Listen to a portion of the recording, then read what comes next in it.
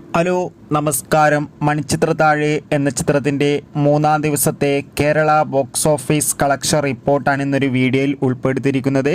വീഡിയോയിൽ മുൻപ് video like ചെയ്യുക, ചാനൽ സബ്സ്ക്രൈബ് ചെയ്യാൻ വേണ്ടി ശ്രമിക്കുക.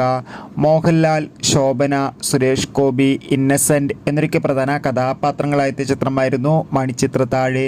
ചിത്രത്തിന് ഒരു മികച്ച പോസിറ്റീവ് റെസ്പോൺസ് തന്നെയായിരുന്നു മൂന്നാം ദിവസം വന്നുകൊണ്ടിരിക്കുന്നത്. അതുകൊണ്ട് തന്നെ എല്ലാ സിനിമാ പ്രേമികളും ഒരേപോലെയാണ് ചിത്രത്തിൻ്റെ കളക്ഷൻ റിപ്പോർട്ടും അറിയാൻ വേണ്ടി കാത്തിരിക്കുന്നത്. ചിത്രത്തിന് ഇന്ന് മൂന്നാം ദിവസം അത്യാവശ്യം ബുക്കിംഗ് ഒക്കെ നടക്കുന്നുണ്ട്.